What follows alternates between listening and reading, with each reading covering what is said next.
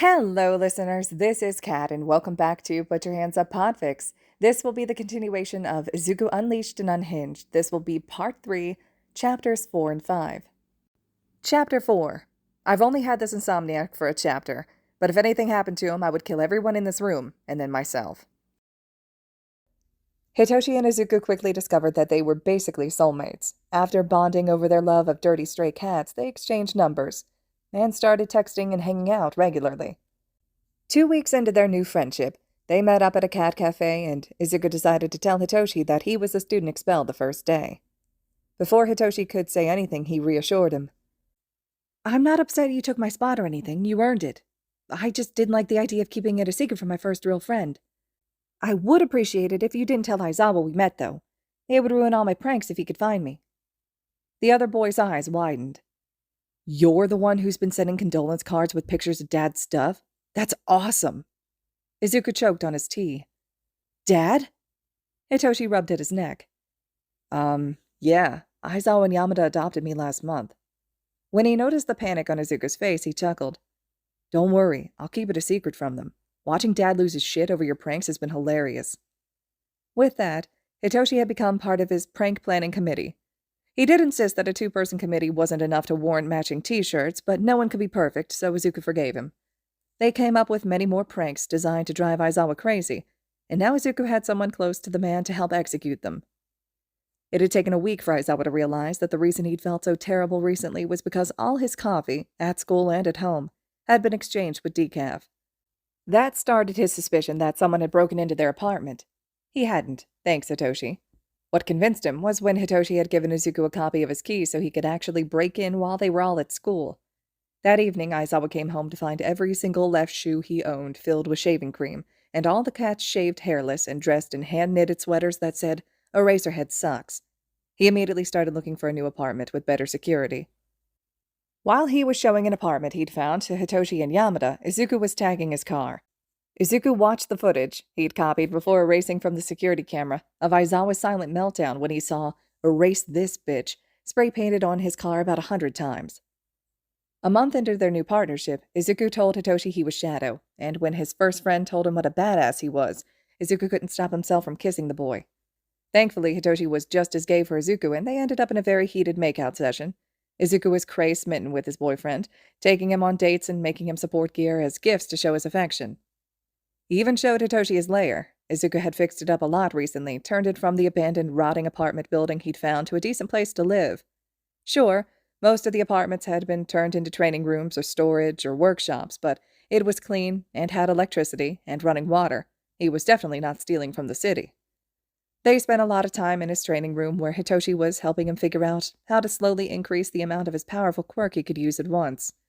Even more time was spent in his studio, where they filmed a lot of Shadow's TikToks. Izuku's amazing boyfriend was teaching him to cook and bake. They spent hours on the phone when Hitoshi couldn't sleep and Shadow was patrolling.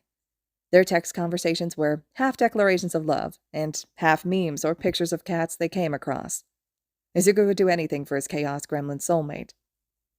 So when the League of Dumbasses kidnapped his boyfriend, Izuku might have lost it just a bit. He had given Hitoshi a necklace with a tracker in it. He had a matching one, because they both worried over each other with the dangerous paths they'd chosen. When Hitoshi didn't check in that night from training camp like he had every other night, Izuku had his location in less than a second. He could have given it to the heroes, but they'd proven they couldn't protect Izuku's insomniac angel of a boyfriend. He would just do it himself. 30 minutes and one stolen sports car later, Shadow smashed a hole in the wall of a very dirty bar. Come on, have some pride. Even Izuku's abandoned building was nicer than that trash heap. When the vigilante they'd all seen online crashed into the building and used his quirk to speed across the room and grab Shigaraki by the throat, every villain froze. Izuku snarled through his mask. "How fucking dare you kidnap my boyfriend, you crusty-ass white crayon fucknut!" His hand tightened around Shigaraki's neck and he reached down for his knife. "Since you seem to have a hand fetish, how about I give you 2 more for your collection?" His longest and sharpest knife flashed as the villain reached up to disintegrate him, and everyone in the room flinched at the sounds of Shigaraki's screams when his hands were detached from his arms. Izuku threw the useless villain to the floor and looked at the others. "I'll be taking my boyfriend and that yappy dog that calls himself a hero student and leaving. The only question is how many of you I'll be dismembering before I go." Dobby looked down at their boss, slowly bleeding out on the floor, and back up at the vigilante. They didn't want to join us anyway. Take them. Then he turned and sauntered from the room, and the other slowly followed him. Izuku freed the two students and ignored Katsuki's bitching about being called a yappy dog and being saved as he checked Hitoshi for injuries. Izuku didn't let go of Hitoshi's hand until they were at the UA gates and the heroes were rushing toward them. He gave Hitoshi a peck on the cheek through his mask and took off into the night. Hitoshi later told Izuku that Aizawa had been very thankful toward Shadow for rescuing his son and student until Shadow's newest TikTok went viral. Apparently, the heroes didn't appreciate the vigilante calling them useless walnuts, and Aizawa was not a fan of Shadow declaring his love for his sleepy prince of brainwashing. But after hearing what the absolutely feral vigilante had done to Shigaraki for touching the boy, every villain collectively decided Shinso Hitoshi was off limits. That was fine by Izuku. Rescuing his boyfriend took time away from their dates and pranks. Chapter 5. It isn't kidnapping if their guardian is a piece of shit. It had taken exactly 3 days of calling Aizawa's cell every 2 hours with spoofed numbers and pretending to either be a spam call or toss a horrible joke at him for the man to change his number the first time. 2 more days passed before it changed again, and 1 day after that Aizawa had gone out and gotten 3 new phones with different numbers. He had given 1 to Yamada, 1 to Hitoshi, and 1 to his other students, while Hitoshi was in the restroom. Aizawa was a smart man. He knew it would take most people more than a day to get their hands on his new number, so someone had to be leaking it to whoever was harassing him. He was right. Hitoshi had given him the first 2 numbers. He was also wrong. It took Izuku less than 4 hours to get his hands on all 3 of his new numbers. Watching footage of the underground hero smashing his multiple phones after Izuku tried to reach him about his car's extended warranty was amazing. What was even more amazing was listening to Hitoshi cackle about his dad finally figuring out that his students had been giggling at him for the last week because of his new ad campaigns. Izuku had used a burner to text every student in Aizawa's class's shampoo ads, with the man himself, hair floating mid-quirk usage, photoshopped in. Kaminari had gotten 3 days of detention for asking if it was worth it. Meanwhile, Aizawa was also trying to pressure Hitoshi into admitting that he knew how to find Shadow and why he'd been avoiding Eraserhead. He'd even gone so far as to following Hitoshi to catch them on their dates. It wasn't hard for Hitoshi to convince some of his classmates to assist him in messing with their teacher, so when Aizawa showed up to crash their date, he was met with Kaminari in a stick-on mustache, or Uraraka in a suit, or Sero in a prom dress. It only took 3 missed date opportunities for Hitoshi to loudly complain to Izuku on the phone while Yamada was within hearing range that he never got to spend time with his boyfriend because of his dad trying to bust them, and isn't it so sad that he always had such a hard time making friends, and just when he finally got a boyfriend, his dad was going to ruin it for him. Yamada had very quickly banned his husband from stalking their son under threat of death and withholding coffee and cuddles.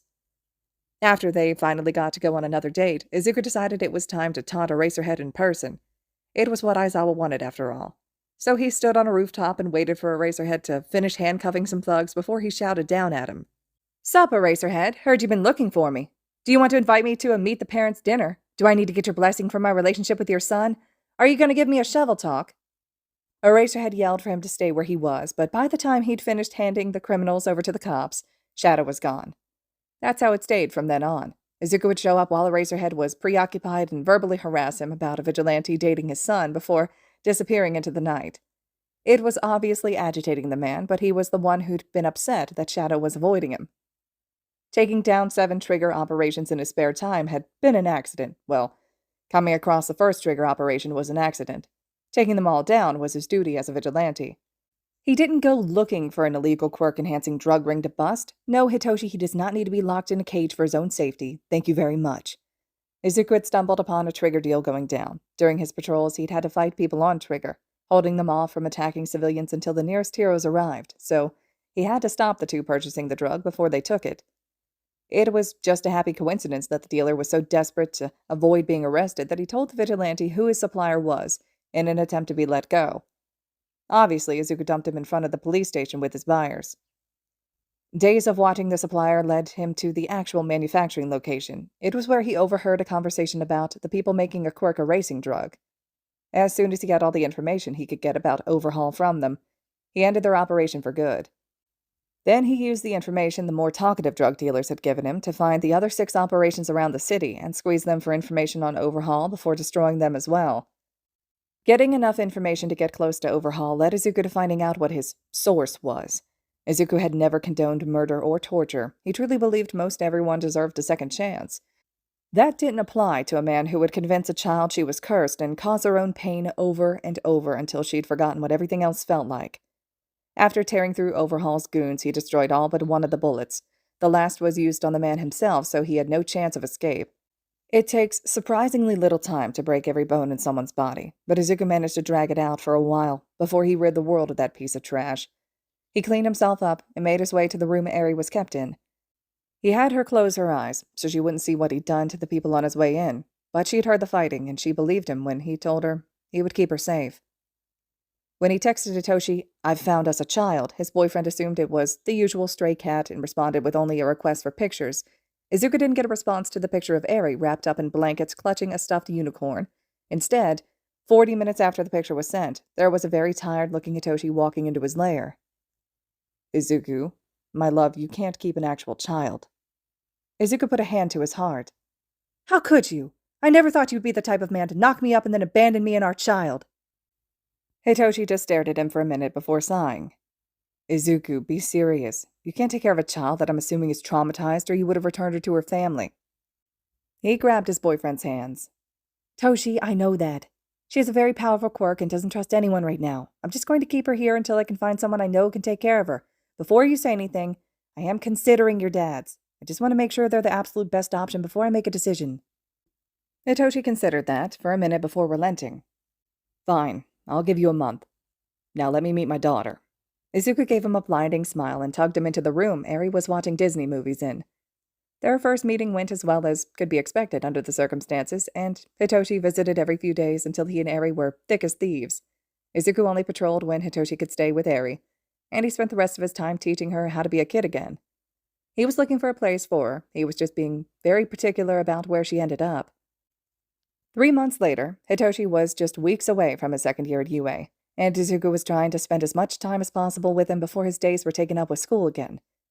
It was on a rare day he wouldn't get to see Hitoshi that he took Eri to the park alone. They played and had lunch and were eating their snow cones when they returned home to find Nezu in their living room. The principal gave them a smile that showed all of his teeth. "Hello, Izuku Midoriya. It has taken me quite a while to find you." All right, listeners, this concludes Chapter 5 of Izuku Unleashed and Unhinged. Chapter 6 will be up next. I hope you all are still enjoying this one. Let me know your thoughts and reactions to everything so far. And as always, thank you so much for listening.